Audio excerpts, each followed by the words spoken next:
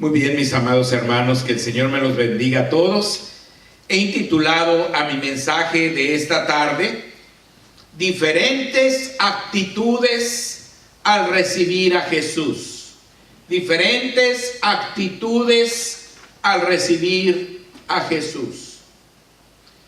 Cuando leemos en la palabra de Dios las historias que narran la entrada triunfal del Señor Jesucristo a la ciudad de Jerusalén, nos damos cuenta que no todos tuvieron la misma actitud al recibirlo. Estas mismas actitudes prevalecen hasta el día de hoy entre las personas de este mundo. Hermanos, sin duda, el día de la entrada triunfal de nuestro Señor Jesucristo a Jerusalén fue un día maravilloso. Maravilloso, porque hermanos, después de 3 años de ministerio de nuestro Señor, sanando a los enfermos, hermanos, dándole vista a los ciegos, levantando a los paralíticos, abriendo los oídos de los sordos, hermanos, dándole una esperanza al pueblo por medio de sus mensajes maravillosos, hermanos. Este día culminaba con el deseo del pueblo de proclamarlo el Rey de Israel. Pero, como vamos a ver, no todos pensaban así, hermanos. No todos pensaban así. Y vamos a ver que esas mismas actitudes que la gente tuvo son las que prevalecen hasta el día de hoy. Analicemos el mensaje. Dice, primero estaban los que lo proclamaron rey, hermanos. Esa es una de las actitudes. Los que lo proclamaron rey. Algunos venían con él, hermanos. Otros lo esperaron ahí en la ciudad de Jerusalén. Pero algunos venían con él desde antes. En Marcos 11 del 7 al 10 nos habla de este grupo de personas. Dice, y trajeron el pollino a Jesús y echaron sobre él sus mantos y se sentó sobre él. También muchos tendían sus mantos por el camino y otros cortaban ramas de los árboles y las tendían por el camino. Y los que iban delante y los que venían detrás daban voces diciendo, Hosana, bendito el que viene en el nombre del Señor, bendito el reino de nuestro padre David que viene, Hosana en las alturas. Dice la Biblia que eran muchos, eran muchas personas, no sabemos el número exacto, pero era una gran multitud. Así lo dice en Mateo 21 del 8 al 9, dice, y la multitud que era muy numerosa tendía sus mantos en el camino, y otros cortaban ramas de los árboles y las tendían en el camino. Y la gente que iba delante y la que iba detrás aclamaba diciendo, Hosana al Hijo de David, bendito el que viene en el nombre del Señor, Hosana en las alturas. Alababan todos gozosos a Dios, hermanos, a grandes voces. Así como esta mañana lo hicimos, hermanos, con nuestras palmas en las manos.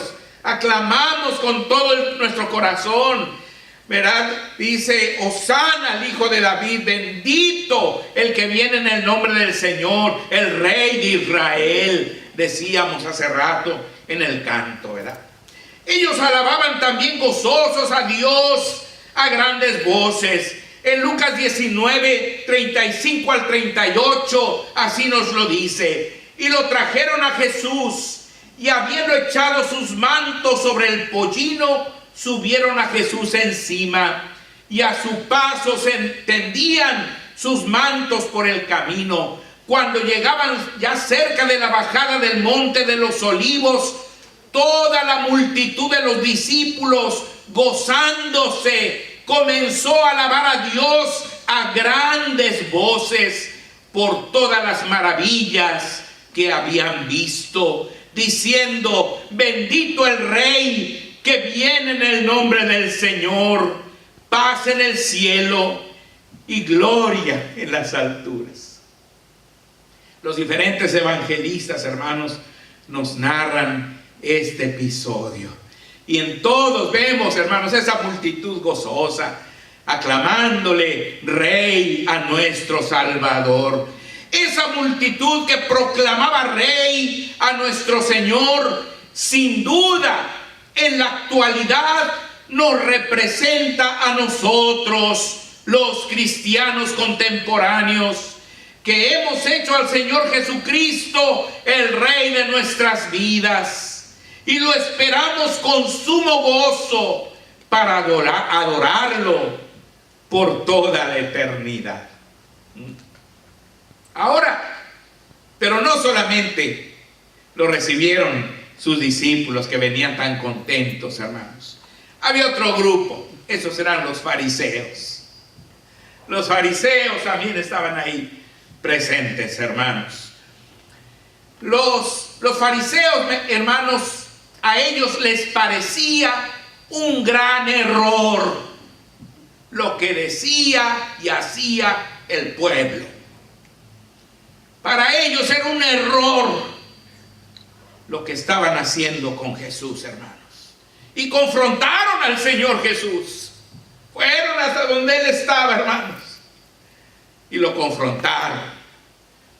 En Lucas 19, 39 al 40 dice: entonces algunos de los fariseos de entre la multitud le dijeron: Maestro, reprende a tus discípulos, repréndelos. Él respondiendo les dijo: os digo que si estos callaran, las piedras clamarían. Si estos se callan, las piedras van a empezar a clamar. Sin duda, los fariseos estaban llenos de celos y de envidia, pues siempre desearon que el pueblo los respetara y los alabara, como lo estaban haciendo con el Señor Jesús. Los fariseos representan a los religiosos del día de hoy. Hoy día muchos religiosos buscan su propia gloria, en lugar de reconocer que al que se debe rendir toda la honra, la gloria y la alabanza es únicamente al Señor Jesucristo. Un verdadero hijo de Dios siempre tendrá la actitud de Juan el Bautista, que dijo: es necesario que Él crezca, pero que yo mengüe. Y había otro grupo de gente también, hermanos. Y estos eran los incrédulos, hermanos. Los incrédulos. Preguntaron: ¿quién es este? Fíjense el que pregunta. ¿Quién es este? Pregunta que implica una de dos: o que no lo conocían, que es muy difícil, o que simplemente no le daban ninguna importancia. Como en Nazaret. ¿Se acuerdan cuando Jesús fue a Nazaret? Y luego dijeron: ¿y ese? Pues que no es el hijo de María, que no es hermano de Jacobo, de José, que no es el carpintero. ¿De dónde ahora nos sale aquí con estas cosas, con esto? ¿Por qué, hermanos? Porque para ellos no tenía ninguna importancia el Señor Jesús. En Mateo 21, 10 al 11 lo dice: cuando entró Él en Jerusalén, toda la ciudad se conmovió diciendo: ¿quién es este? Y la gente decía: este es Jesús, el profeta de Nazaret de Galilea. Así contestaba la gente, hermano, a los incrédulos. Por ellos fue por los que Jesús lloró, hermanos. Por esa gente que dijo: ¿quién es este? Fue por los que él lloró. En Lucas 19, 41 al 44 lo dice: y cuando llegó cerca de la ciudad, al verla, lloró sobre ella, diciendo: oh, si también tú conocieses, a lo menos en este tu día, lo que es para tu paz, mas ahora está encubierto de tus ojos. Porque vendrán días sobre ti, cuando tus enemigos te rodearán con vallado y te sitiarán, y por todas partes te estrecharán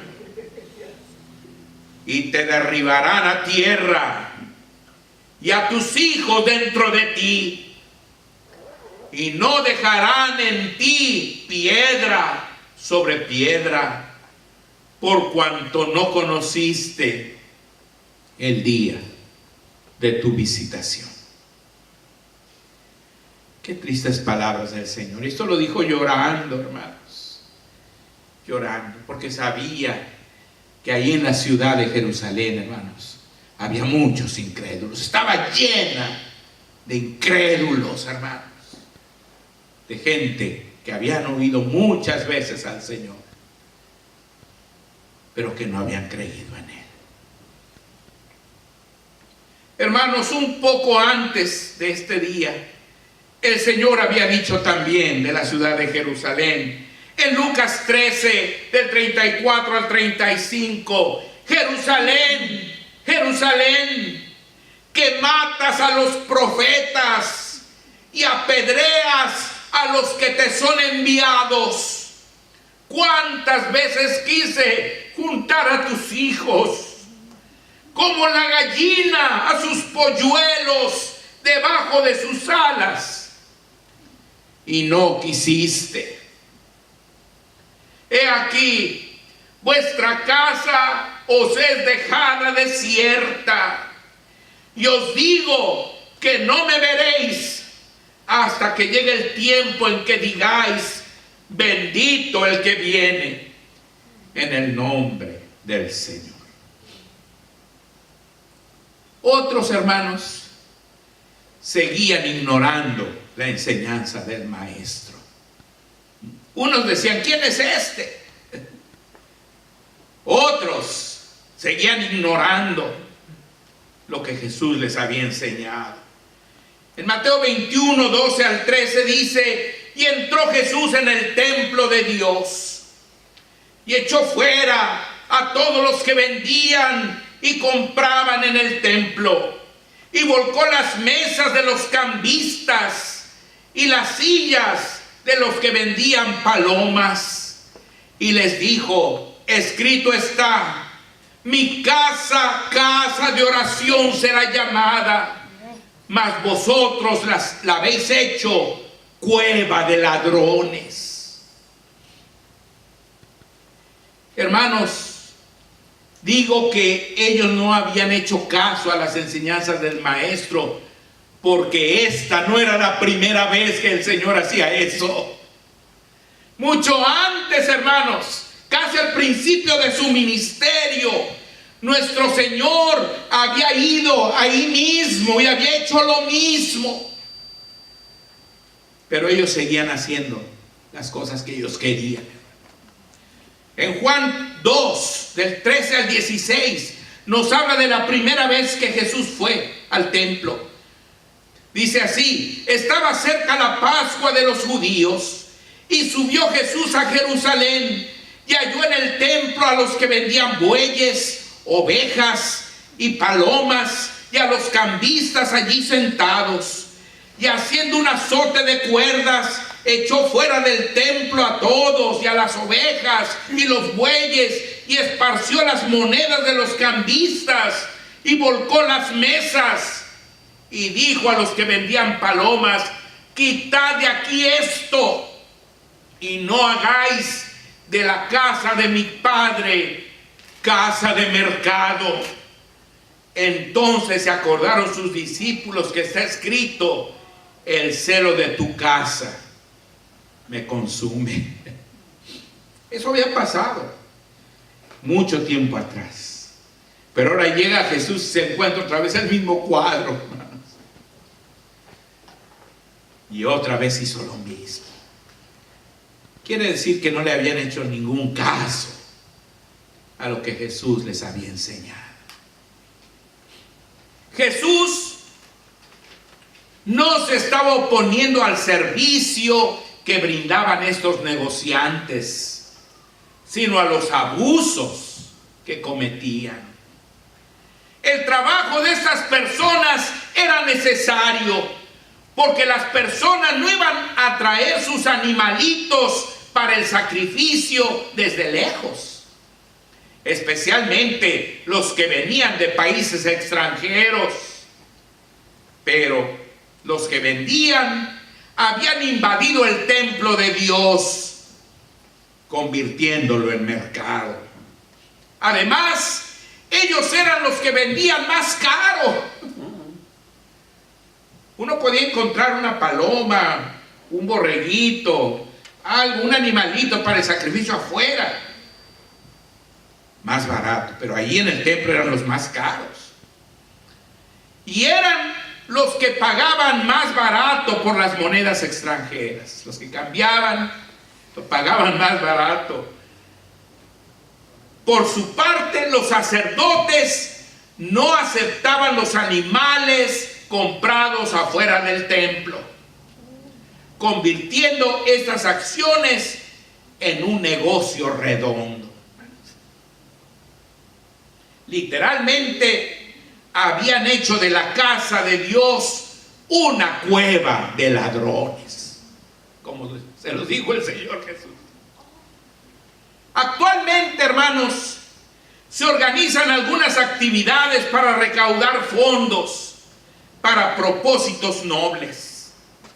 Estas actividades no ofenden a Dios, porque el propósito es bendecir. El propósito de ellos era hacer dinero, hermanos. Era un negocio. Hoy día, hermanos, a veces hacemos también actividades, pero el propósito es muy diferente. Ahora, entre toda esa gente, ¿verdad? Ya vimos a los discípulos del Señor, vimos a los fariseos, vimos a los incrédulos, pero también estaban los principales sacerdotes y los escribas, hermanos. Era otro grupito que andaba por ahí. Ellos, hermanos, se indignaron con lo que estaba pasando. En Mateo 21, 15 al 16 dice: pero los principales sacerdotes y los escribas, viendo las maravillas que hacía, y a los muchachos aclamando en el templo y diciendo: Hosana al hijo de David, se indignaron y le dijeron: ¿oyes lo que estos dicen? Y Jesús les dijo: sí, ¿nunca leísteis de la boca de los niños y de los que maman perfeccionaste la alabanza? Ellos, hermanos, se enojaron tanto cuando les dijo eso Jesús, que querían matarlo, hermanos. Querían matar. En Lucas 19:47 dice: y enseñaba cada día en el templo, pero los principales sacerdotes, los escribas y los principales del pueblo procuraban matarle. Y como sabemos, lo mataron. Lo mataron.